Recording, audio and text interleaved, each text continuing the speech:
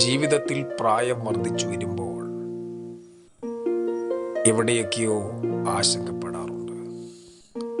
കാലം കടന്നു പോകുന്നു, സമയം ദീർഘിപ്പിക്കുന്നു, മാസങ്ങളും വർഷങ്ങളും കണ്ണി ചിമ്മുന്നത് പോലെ വേഗത്തിൽ വേഗത്തിൽ മിന്നിമറയുന്നു.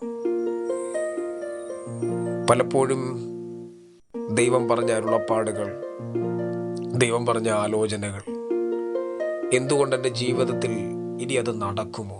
കാരണം ഞാൻ യൗവനക്കാരനല്ല, ഞാൻ വാർദ്ധക്യം പ്രാപിച്ചിരിക്കുന്നു, നര തലയിൽ വർദ്ധിച്ചിരിക്കുന്നു, മരണം ഏതു നിമിഷവും അടുക്കൽ വരാം.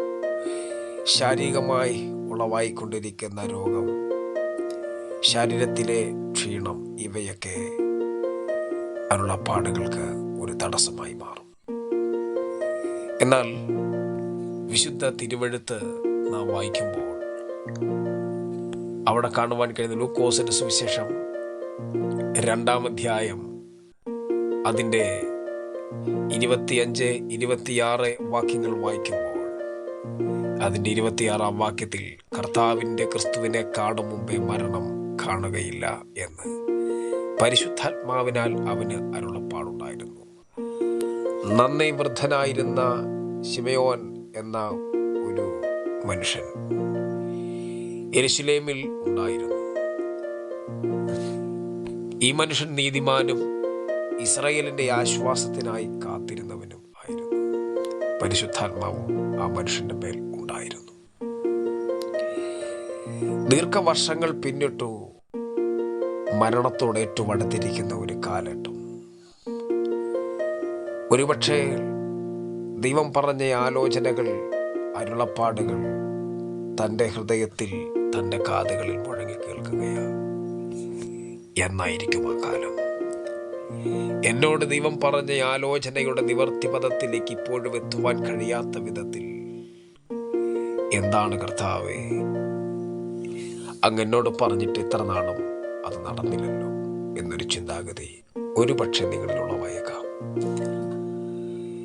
എന്നാൽ ഇന്ന് തിരിച്ചറിയുക, ഒരു വാഗ്ദത്തം, ഒരാലോചന, ഒരരുളപ്പാട് ദൈവം പറഞ്ഞിട്ട് അതൊരു പക്ഷേ എൻ്റെ ജീവിതത്തിൽ നടന്നു കാണും, ഞാൻ അറിഞ്ഞില്ലായിരിക്കാം എന്ന് ചിന്തിക്കുന്നവരുണ്ടായിരിക്കാം. ഇനി ഇത് നടക്കില്ല, എൻ്റെ തലമുറയിലായിരിക്കാം അത് സംഭവിക്കുന്നത്. ഒരിക്കലും സംഭവിക്കത്തില്ല എന്ന് ഹൃദയം കൊണ്ട് വിധി പറഞ്ഞിരിക്കുന്ന ആരെങ്കിലും എന്നെ കേൾക്കുന്നെങ്കിൽ, വാഴ്ത്തപ്പെട്ട കർത്താവായിരിക്കുന്ന യേശു ക്രിസ്തുവിൻ്റെ ജനനത്തിന് മുമ്പാണ് ഈ വിഷയം പരിശുദ്ധാത്മാവ് പറയുന്നത്. പക്ഷേ ഇന്ന് ആലോചന കേട്ടയാൾ പ്രായം വർദ്ധിക്കപ്പെട്ടവനായി നിൽക്കുമ്പോൾ ഒരുപക്ഷെ സംശയം തോന്നുമാറ് സാഹചര്യങ്ങൾ മാറിക്കൊണ്ടിരിക്കുകയാണ്. അനുദിനം പരിശോധിച്ചും യെരുശലേം ദേവാലയത്തിൻ്റെ അകത്ത് നിൽക്കുന്ന ഈ മനുഷ്യൻ ഓർക്കും, ഇന്നെങ്കിലും എന്നോട് ദൈവം പറഞ്ഞ ആലോചനയ്ക്ക് ഒരു നിവർത്തിയെത്തുമോ?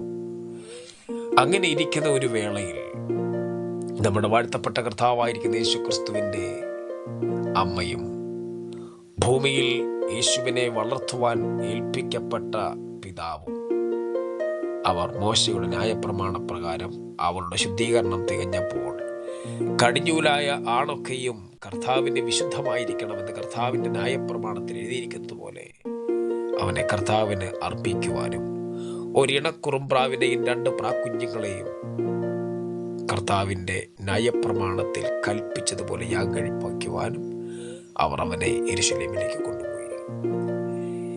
അങ്ങനെ ആ ദിവസം എത്തി. യേശു ക്രിസ്തുവിനെ അമ്മയും യോസഫും കയ്യിൽ ചുമന്നുകൊണ്ട് യാഗപീഠത്തിങ്കിൽ ഉള്ള ശുശ്രൂഷയ്ക്ക് വേണ്ടി അല്ലെങ്കിൽ യാഗമർപ്പിക്കുവാൻ കടന്നിരുന്ന വേളയിൽ ആ വൃദ്ധനായിരിക്കുന്ന മനുഷ്യന്റെ കരത്തിലേക്ക് ഈ കുഞ്ഞിനെ, 8 ദിവസം കഴിഞ്ഞിരിക്കുന്ന ഈ കുഞ്ഞിനെ കരങ്ങളിൽ ഏറ്റെടുത്തുകൊണ്ട് ആ മനുഷ്യൻ പറയുന്ന വാക്കിങ്ങനെയാണ്, ഇപ്പോൾ നാഥാ തിരുവചനം പോലെ നീ അടിയനെ സമാധാനത്തോടെ വിട്ടയക്കുന്നു. ജാതികൾക്ക് വെളിപ്പെടുവാനുള്ള പ്രകാശവും നിന്റെ ജനമായ ഇസ്രായേലിന്റെ മഹത്വമായി നീ സകല ജാതികളുടെ മുമ്പിൽ ഒരുക്കിയിരിക്കുന്ന നിന്റെ രക്ഷയെ എന്നെ കണ്ടുവല്ലോ എന്ന് പറഞ്ഞു. ഇങ്ങനെ അവനെക്കുറിച്ച് പറഞ്ഞതിൽ അവൻ അവൻ്റെ അപ്പനും അമ്മയും ആശ്ചര്യപ്പെട്ടു. പിന്നെ ശിമയോൻ അവരെ അനുഗ്രഹിച്ചു. അവൻ്റെ അമ്മയായ മറിയോട് അനേക ഹൃദയങ്ങളിലെ വിചാരം വെളിപ്പെടേണ്ടതിന് ഇവനെ ഇസ്രയേലിൽ പലരുടെയും വീഴ്ചയ്ക്കും എഴുന്നേൽപ്പിനും മറുത്തു പറയുന്ന അടയാളമായി വെച്ചിരിക്കുന്നു. നിന്റെ സ്വന്തം പ്രാണനിൽ കൂടി ഒരു വാൾ കടക്കും എന്ന് പറഞ്ഞു.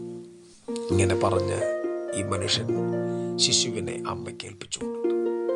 ദീർഘനാളുകളായി നടക്കില്ല എന്നൊരു പക്ഷേ ഹൃദയം കൊണ്ട് ഊളിപ്പറയുന്ന ചിന്താഗതികൾ ഹൃദയത്തിൻ്റെ ആഴങ്ങളിലും ഫേസ് ചെയ്യുന്ന സന്ധിക്കുന്ന വ്യക്തികളൊക്കെയും ഒരുപക്ഷെ തളർത്തുന്ന വാക്കുകൾ പറഞ്ഞു മാറിയേക്കാം. പക്ഷേ വാഗ്ദത്തം ചെയ്ത ദൈവം, അരുളപ്പാട് അറിയിച്ച ദൈവം, കാലഘട്ടങ്ങൾ എത്ര കഴിഞ്ഞു പോയാലും, മാസങ്ങൾ, സംവത്സരങ്ങൾ, ദിനങ്ങളും വഴിമാറിപ്പോയാലും, തൽസമയമാകുമ്പോൾ മരണത്തിന് തൊട്ടു മുമ്പ്, ജീവിതം മരണത്തോളം അടുക്കുന്നതിന് മുമ്പ് സ്വർഗത്തിലെ ദൈവം പറഞ്ഞ കാര്യം ദൈവം നിവർത്തിക്കും. ഇന്ന് പകലും വിശ്വസിക്കുക, അരുളപ്പാട് നിറവേറാനുണ്ട്.